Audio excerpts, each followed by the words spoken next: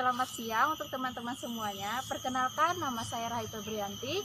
Saya dari Universitas Ahmad Yani Banjarmasin, Fakultas Pertanian, Prodi Budidaya Perairan. Sebelum dimulai, kalian harus subscribe, comment, and like. Jadi, pada kesempatan ini saya ingin menjelaskan tentang kerang tiram. Tiram adalah sekelompok kerang-kerangan dengan cangkang berkapur dan relatif tipis. Tiram termasuk kelas Bivalvia dan famili Ostraidae. Ciri-ciri kerang tiram yaitu yang pertama, tubuh tiram diselubungi oleh rumah tiram yang terdiri atas dua pengapit kanan dan kiri. Yang kedua, garis pertumbuhan konsentris terdapat pada rumah tiram dan berpusat pada umbo atau bagian tertua dari rumah tiram. Yang ketiga, pertumbuhan konsentris pada kulit kerang bisa digunakan untuk melihat umur kerang. Yang keempat, kakinya berotot, tipis, dan dapat dijulurkan keluar. Yang kelima, hewan ini bernafas dengan insang. Rumah kerang tersusun atas tiga lapisan, yaitu pertama, lapisan terluar. Lapisan ini mengandung zat tanduk, pemberi warna, dan melindungi cangkang dari asam karbonat. Yang kedua, lapisan tengah, yaitu tersusun dari kalsium. Dan yang ketiga, lapisan terdalam yang mengkilat dan bisa disebut mutiara. Sistem pencernaan pada kerang ini dimulai dari mulut, esofagus pendek, lambung, intestinum panjang, dan anus. Sistem respirasi dan sirkulasinya, tiram bernafas menggunakan insang untuk mengambil larutan oksigen di dalam air dan masuk dalam rongga mantel.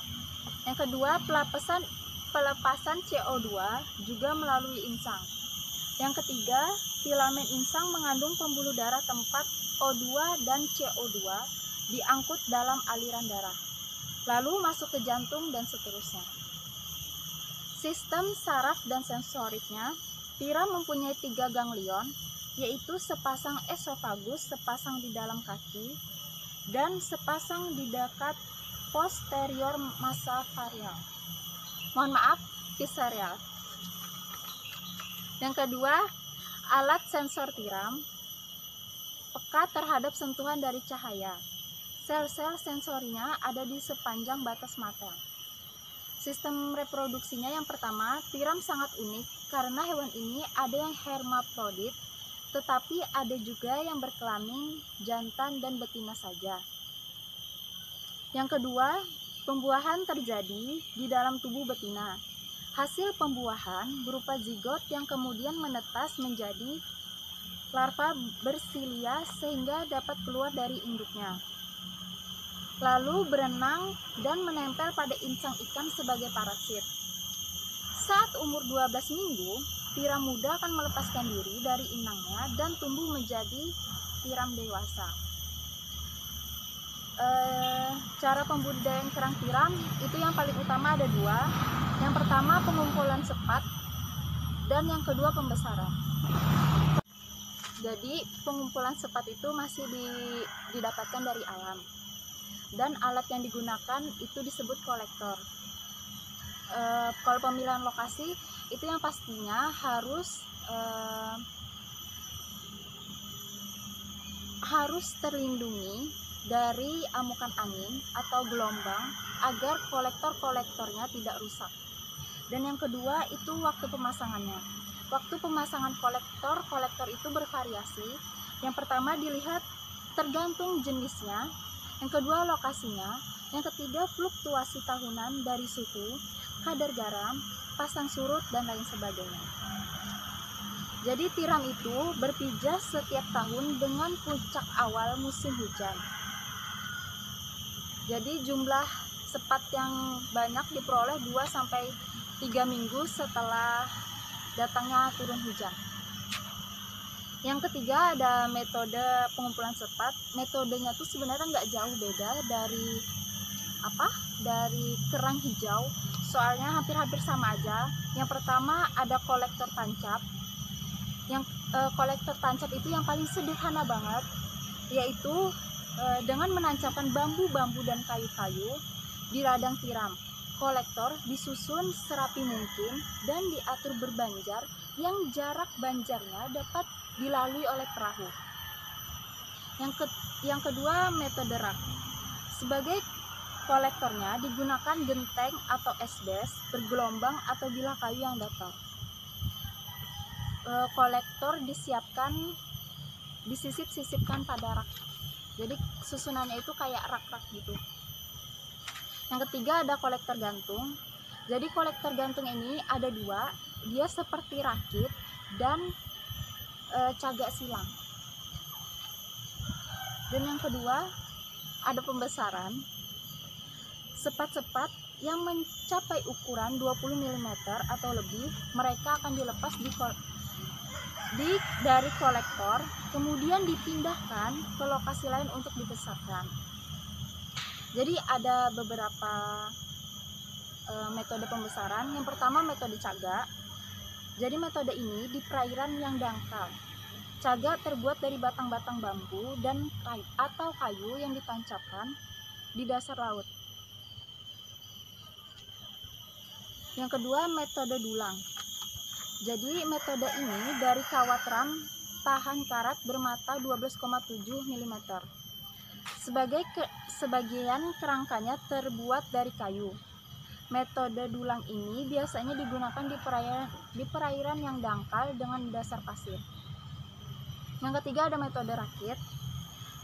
Metode ini biasanya di perairan kedalaman 5 meter ke atas waktu air surut. Lokasi perairan untuk metode rakit ini harus terlindungi dari amukan angin dan gelombang. Bentuk rakit sama dengan bentuk rakit untuk pengumpulan sepat. Jadi bentukannya sama, nggak beda jauh. Jadi selanjutnya ada hama pada kerang tiram. Yang pertama ada bintang laut. Bintang laut bisa dikendalikan dengan membuang atau membunuhnya. Biasanya bintang laut ini dibasmi dengan air panas atau larutan garam pekat. Bila bintang lautnya banyak, dapat dimusnahkan dengan jalan menebarkan kapur sebanyak kurang lebih 227 kg per ar di dasar laut. Yang kedua ada hama siput pengebor. Jadi siput jenis ini siput jenis Thais sp dapat mengebor cangkang-cangkang tiram dan menyebabkan kematian pada tiram. Cara mencegahnya dengan memilih ladang budidaya yang bebas dari siput tersebut. Yang ketiga ada cacing lepuh. Cacing ini hidup pada bagian dalam cangkang tiram dan mengakibatkan lepuh-lepuh berwarna hitam pada permukaan bagian dalam cangkang. Cacing ini dapat dimusnahkan dengan merendam tiram-tiram ke dalam larutan garam pekat. Yang keempat ada kerang hijau. Jadi kerang hijau ini termasuk hama pada tiram, karena kerang hijau ini bisa menjadi saingan utama dalam hal makanan dan tempat hidup. Jadi karena ulah kerang hijau, mutu tiram menjadi rendah dan bahkan membunuhnya. Oleh karena itu, sebelumnya pembudidaya tiram harus memusnahkan kerang-kerang hijau tersebut sebelum membudidayakan kerang tiram. Dan yang kelima ada tertib. Tertib ini jenis Balanus sp. Tertib sering mengotori cangkang tiram bagian luar. Sama seperti kerang hijau, tertib pun bersaing untuk makanan dan tempat hidup, serta mengurangi produktivitas sepat-sepat tiram yang dapat melekat pada kolektor karena sudah didahului oleh tertib. Jadi kalau kolektor itu dipasang terlebih dahulu, maka bisa saja tertib yang terlebih dahulu menempel-nempel pada kolektor-kolektor tersebut. Tapi untuk menanggulanginya yaitu dengan pengamatan burayak. Yang keenam ada cacing tabung. Cacing ini jenis Phamotaceros sp. Berbentuk tabung, berkapur putih, dan hidup melekat pada cangkang tiram bagian luar. Hal ini mengakibatkan cangkang tiram kotor dan juga bersaing pengolahan makanan. Dan yang terakhir, pemanenan tiram sudah dapat dipanen setelah mencapai ukuran 100 mm. Untuk mencapai ukuran ini diperlukan pemeliharaan selama 12-18 bulan. Semenjak masa pengumpulan sepat atau